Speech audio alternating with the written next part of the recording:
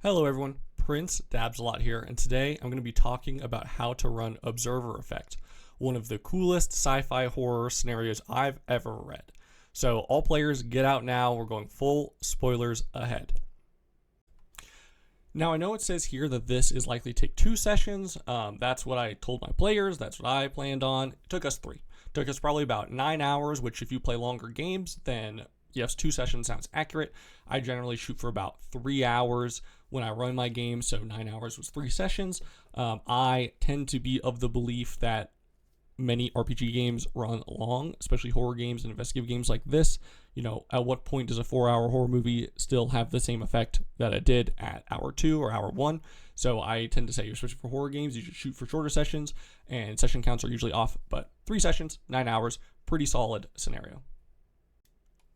So, Observer Effect, written by Shane Ivey for Delta Green, is one of the coolest capstone scenarios for your campaign you can ever run. I consider this a capstone scenario because at the end, either all of your agents have killed themselves, gone insane, or been thrown into jail for the rest of their lives. So, I definitely wouldn't run this as a midpoint in the scenario unless you want to do the cop-out ending it presents, but I don't think you should because I think that reduces the actual impact of the scenario. But this is a fantastic way to end off your home campaign. It presents the ultimate of moral choices that your agents have to deal with, and I can't recommend it enough for cool sci-fi time loop settings. So the gimmick of this scenario is your agents are stuck inside a time loop, and by the time the scenario begins, they've already looped a few times. And the only way out is to incapacitate by either killing or knocking out everyone involved with the experiment and the supercomputer that's doing it, as Azathoth is waking up and seeing everyone that knows about it, thus creating this feedback loop as it tightens its reality to a point.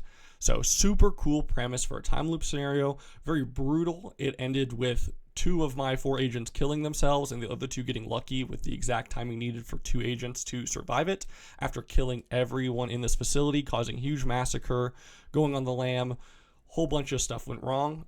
This was a really fun scenario that I stressed running because it does have a lot of little nitty-gritty stuff going on that's definitely you need to pay attention to, and it's one I made several errors in running myself. So I'm going to talk about, how I ran it, what I did wrong, what I did right, what I enjoyed, some possible points of tension for you when you're running this. So we're just going to hop straight into it with my DM screen I made for myself to help this information, and I'll post this in the Dropbox. So as with most scenarios I run, I made a DM screen because it's a good measure of whether I understand the information, if I can put it onto a page from the text. So fairly generic DM screen in the beginning. The first 2 sheets are just general rules that I know I forget. I broke them up into sections. So by just having those on me, then I actually have the events broken down in the exact timeline. All the personnel, I also put a check mark here for if they get antagonized or not, so I can know about their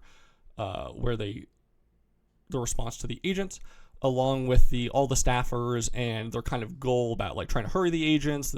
She's in the court, a cult with tapping fingers, just things to remind me, because there are a lot of NPCs that are important for this one, along with the exact timeline and where it's highlighted. I put places here so I could actually take this out of my screen and write down exactly where they were when the time loop. I put all the emergency response ideas here, and then I have the usual NPC stat blocks broken down. So I'll post this if you need it. Was really helpful to have just to look up and consult, because I found that in this scenario there's a lot of page flipping back and forth, so you want to reduce that as much as possible so you're not stuck looking for the exact one line of text that says what you're looking for. You just want to have the general timeline in your head. I absolutely adore the art in this scenario, so thank you, Dennis Twiller. You are the man. And what I did is at the front of my DM screen I actually had pictures, hanging and then covered up by the front of a folder that I had taped down, posted to it. So as they went along in the scenario and discovered more things, like this was when they entered the laser array, it did a great job of just adding this ominous sense of tension when they saw, they revealed 1 picture. There's still 3 more unrevealed to the front of my DM screen to go. And it's great art. For example, when they had their first loop, that's when I dropped this good one of them knowing that there's something else going on outside the one on the screen right now. along with, as soon as they have another loop as well, this happens, and they can see all the insanity that occurs with that. And then finally, I don't believe I have it. Yes, I do actually. When the murderous scientist showed up and said, "Oh, there's something else going on," I showed the laser in use image, and they were always very curious about what the next photo was going to be, even if it was only 4. I did that instead of a slideshow in the back because there's not a ton of art or things you need to show for this scenario anyway. But that was a great source of tension building and let them know that there's more and more going on. Now, as for the song I used, this was very important. I spent a lot of time hemming and hawing over what song to use because it's important to find something I feel like that follows kind of vaguely what's listed in the book and what's going to sound creepy, what's going to physically unnerve my players. And I thought I found a pretty good one. I know Daughters is canceled, rightfully so, and I isolated the vocals off this song, so I'm hoping that there's no input from the singer. But ultimately, I couldn't really find anything better, and what I thought worked more than the City song from Daughters off their album You Won't Get What You Want. I mean, I love that album before all the shit went down, but this did a great job. It has a great 3-minute buildup of just like that eerie drums. It comes in with some glass sliding strings about halfway through, and I just kept playing snippets as it got more and more resolved. It just has this great biting on a live wire version, and then it just absolutely explodes into violence in the end. And the last minute of the song is insane, ear-piercing wails that perfectly encapsulates what happens when Azathoth bears down on all reality. It opens up and starts consuming everything.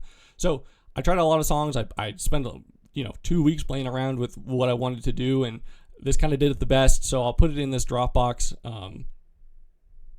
and you're welcome to use it if you want. I understand if you don't, though.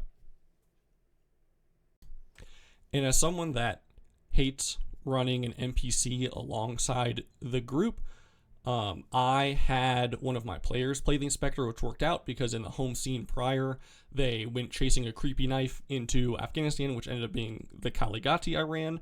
So definitely worked out well that I had an agent leave to do a personal arc, which is die, I guess, in their home scene. And I brought them in as Inspector Hua because this Inspector is perfectly made for the scenario. If you're running the scenario for a group, I would definitely recommend just having a player. These stats and all these skills are perfectly designed to know all the math and spooky shit that's occurring in this scenario. So I would definitely not cut them because there's some great stuff that is locked behind these skill gates that other characters might not have, like nuclear physics and stuff. I don't imagine. I've never seen someone take that to begin with, but super helpful character to have. Even the stun gun was great, so make sure to include them if you can so they can get all the access to all the clues. So going into this scenario, one change I made off the bat, which was more or less imperceivable at the beginning, but I leaned into the idea that this isn't just the second or third loop that they've done, that they've been doing this forever, that they've been doing this, thousands of loops and haven't realized it, and it just gave me a greater pool of memories to pull from. I also looked online and found what other groups have been doing for this. I used those as memories for them to insert, and it just gave me more variety of memories to shove in, and it didn't end up mattering, but there was that moment of impact when they realized, oh, how long have we been doing this versus, oh, this is just our second or third time through. We've been doing this 100 times. We've been doing this unsuccessfully again and again and again. So that was just an idea I leaned into at the beginning of the scenario, and I thought it worked well when I just dropped that little tidbit or two that they've been doing this for God knows how long, versus being their second or third iteration throughout. So another thing I did to make this scenario easier for myself is that Dennis DeTwiller on the Delta Green subscription website has some great maps that are all labeled and called out, and I just made sure to hand these out to my players so that we weren't struggling to name places, and I find that it's much easier just to give them the map, and I even use my little cubes that I always do to move characters around and pick where they're going to be. So it was a really easy visual representation of where everyone was, so I wasn't constantly being like, where are you again? Where exactly are you? Where's this door? Where's this exit? So that was just really great to have the set up like that. And like I said, I use my cubes as always to signify where everybody is. And then I even did cubes for all the scientists, and it was just really helpful to have. So speaking of the maps, one thing you are going to struggle with is this scenario sets up with the objective that your agents are going to go to this facility and shut it down. Cut it off from the internet, cut it off from everything, turn off the power, do whatever they need to turn it off and shut it down as per their base mission. So that's cool, but the problem is that in the text there's no support for that mission once they actually reach the facility. So there's not much to help you out in terms of like what the agents are actually going to be doing. And that's what an issue I ran into, where when they started this scenario, they kept trying to do all this stuff like find the generators, find the camera feeds, find the internet, yank and pull wires and this and that, and confiscate cell phones. And as written in the scenario, there's not a lot to support that. So I made the closet right here on the map a mechanical closet, like a mechanical room, with some all the electric boxes and all the piping and stuff, because most places would have a place like that. And I made the other closet on the other end, the internet room, where they have all the server racks. I know they have a lot of it in the workshop running from the computer, in the lab running from the computer, but even running from the computer, they would have their personal setups and wired connections in a different location. As someone that works in the mechanical sector, I've seen a lot of that. With even if they have a cool lab machine set up, I guarantee there's a pipe chase full of other wires and electrician stuff. So that's what I did with those two rooms, and that helped give my agents a goal of where to go and where to look towards when they went to go about shutting down everything. Now remember, that shouldn't be easy, and these rooms should be locked with like maintenance keys. Maybe even the only head scientist has access to this room otherwise. So it's very important that you don't just like give it over. And again, as someone that works in a mechanic room, most of the power boxes actually have like a lockout tagout on that, so you want to make sure you don't just flip a switch and it's easy and over. It's got to be difficult. It's got to be a challenge, both socially and sneakily, to get into those two rooms as needed. Another thing I did with this scenario that's important is their weapons were confiscated. They were not allowed into the facility with firearms on them. The security guard either took them and locked them into her hut, or they left them in the car. And that was a great oh shit moment when they realized, they need to kill everyone. Tap, tap, tap. I have no weapons on me. We got to go out to my car, and we have to either sneak it past the security guard to pull a pistol into the facility, or kill the security guard and then move on in. So I would definitely recommend kind of disarming them. It does a great job of making them both extra paranoid and, okay, maybe nothing's going to go bad because no one else has guns here, the security guard's in charge, there's great security here, what are the chances something like that's going to happen? So definitely take their weapons at the beginning, or allow them to try and sneak it in with a concealed check or something like that. I also gave the security guard an extra weapon. I gave each of them a shotgun with beanbag rounds, stun rounds, inside their lockers to hopefully kind of show that they can knock people out as well, because that does a great job of concussing people. And, beanbag round to the face is still hurts and will do some concussive results. But they didn't really take me up on it, other than to shotgun someone with a beanbag round, knock them unconscious, and then put a gun in their mouth and shoot them. So, your mileage may vary, but I thought it was a good job of additionally showing that they should be knocking out people instead of killing them, but your mileage will vary.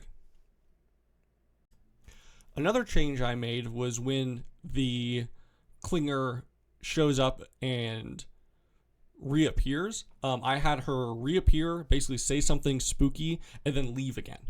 So she wasn't around to play 20 questions with the agents, because I know my agents, they would absolutely have taken her to a back room and just started relentlessly grilling her.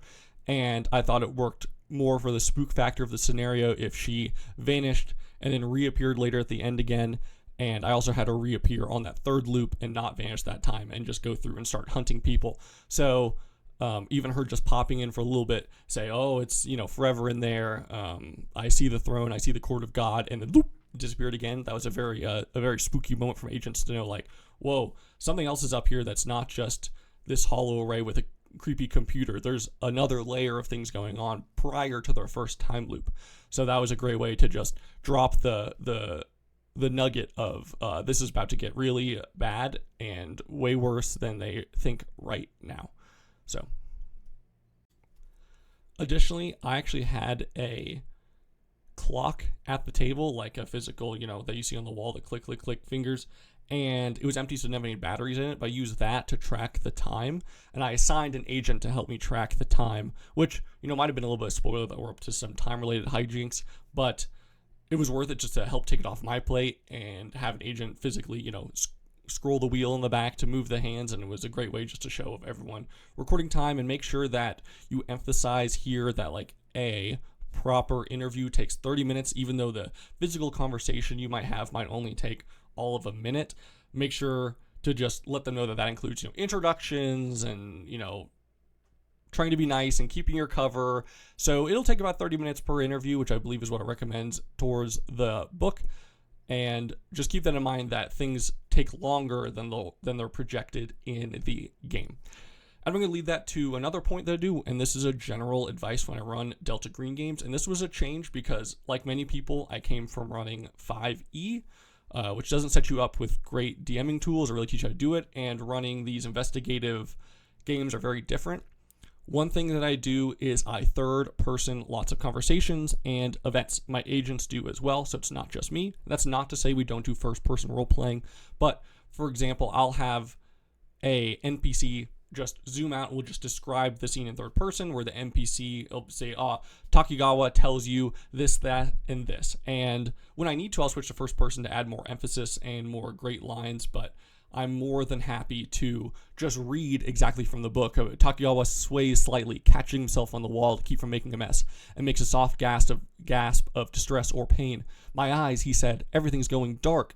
So I'm more than happy to read from these Delta Green books because they're just so flavorful. There's a ton of author voice that comes through, and you can tell who wrote it when you run it enough based on scenario to scenario. So I am more than happy to let these authors do the great writing for me and scene setting that I don't need to make up. But again, that ties into the fact that sometimes things will take longer, and I'm not afraid to third-person conversations, and my agents are not afraid to say, for example, Agent Dallas is going to push the doctor into talking about X, Y, or Z versus trying to do it in a one-on-one conversation with myself. So that is something I would keep in mind when running a lot of this, and that also helps encourage the fact that things do take longer than they're listed. I would rather give my agents the bullet points and the clues that you get from a conversation versus having them sift through me translating a page into first person, understanding the motivations, and back out.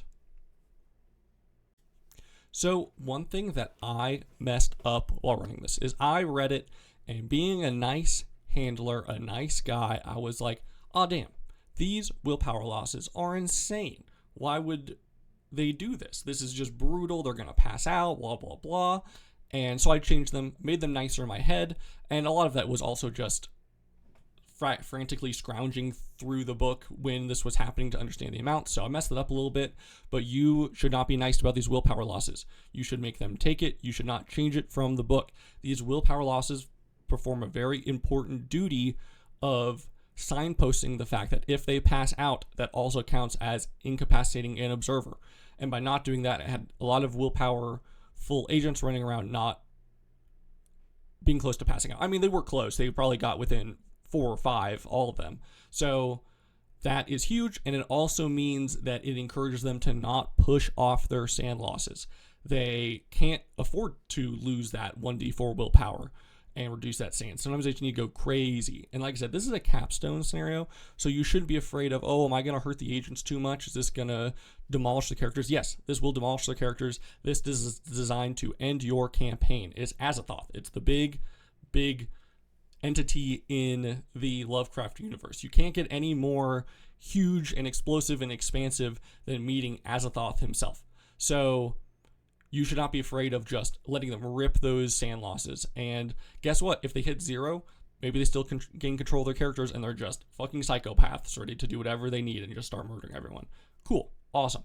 So you should not hold off on these willpowers. Do not take it easy. It is there to, if someone passes out and the agents feel a less of a connection, they realize, oh shit, wait, we can just knock everyone out, which way easier said than done. Anyway, they might just start shooting people regardless, which my agents, one of my players read the book and got back to me and told me some more information, And he agreed, where if he would have passed out and they would have realized they could have knocked everyone out, they still would have killed everyone and blown up the facility, which is exactly what they did. So when talking more about these willpower losses, something to remember and to encourage your agents is that you can regain willpower by performing your motivations. So, and that's one willpower at a time, which isn't nothing. So you should encourage your agents to do that. You should encourage them to remind you when they hit your motivations, because it's not necessarily your duty to remember every single motivation on every single page and exactly when they meet that. Although if you did, you'd be a better handler than I. So I had my players remind me, and that is nice going forward to just gain just little bits of willpower to keep them running. I mean, 2 and 3 willpower, that's a big difference between passing out and not.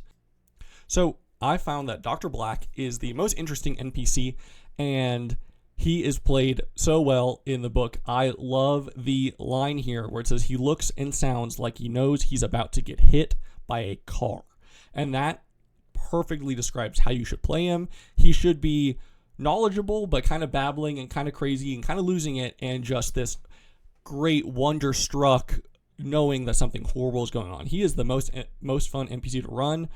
You should really focus on that. Looks and sounds like he knows he got hit by a car. His Azathoth, the Demon Sultan, it does a great job of setting up some information here about Azathoth, but I would also prep some more going into this so that when your agents ask more about Azathoth, they can have a little more, because it's a decent amount in here, but I feel like this might be a thing across a lot of Delta Green scenarios where it kind of assumes your players have some out-of-character knowledge about the Lovecraft universe, which personally my players don't, other than one of my players plays Arkham Horror, the card game, with me, and even that is just a passing of this is a boss or whatever. So you should maybe prep a little bit more for Azathoth and what you want them to know about Azathoth. There's some good stuff here, but if they aren't super caught up with the fiction or understand what's going on, just look up in the handler's guide for some more information to insert into this lore dump here. So we're going to talk a little bit about the Extrusion, the quote-unquote boss monster at the end of this scenario. I hemmed and hawed a ton over whether to spawn this when I ran it, and ultimately it didn't matter because I didn't spawn it in the window. They didn't finish the game in the window that would have spawned it anyway. They just beat it by like 10 minutes. So good for them. Never saw it. Do not be afraid to spawn this. This is going to be awesome. It's going to come down from the heavens. It's going to crash. It's going to destroy everything. And remember, it's not instant death because it does the piping and drumming move. So it could always just disappear itself out of existence after enough time. So, and it flashes them, gives them all cancer and radiation sickness and everything anyway. But like I said, capstone scenario, you shouldn't be going into this one being, oh, I wonder if my agents are going to make it. I can't wait to see what the end of their arc is going to be. No, this needs to be the hard stop. I think one of my agents ran into the woods after this, went out and lived in a cabin, never to be seen again by society, completely still trying to drop the program. Another one, so scarred and insane with like 15 sanity left, became a handler for the program. So you should be more than happy to have this be the ending, the flag at the top of the mountain for the scenarios that you're running with the group. So absolutely, you should spawn this. It's really cool. Kind of sad I didn't get to do it. Again, hemmed and hawed over a little bit. Totally recommend just do it. It's going to be such a cool set piece. It's going to be such an awesome ending to show that Azathoth still drops through and thrashes with all its evil tentacles and the humming and chanting and stuff. Oh, so cool. So, inspired by Quinn's quest, I requested some thoughts from my player, Dan, who is a really great player, a really great DM as well. So I'm very excited to see who's going to run. But I have his thoughts right here. He said that he loved this one, especially because of how unique it is.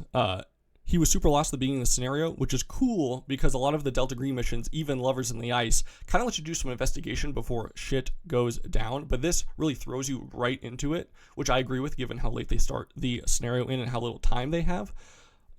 It's also great sci-fi horror that a lot of DG doesn't really touch on as much as it could. And I agree with all those points. I think this scenario does a great job of setting up this foreboding atmosphere. As you roll into it, your players know there must be something else here that's going on besides just the shutting down the array until the first time loop hits, and also throws you right into it off the bat.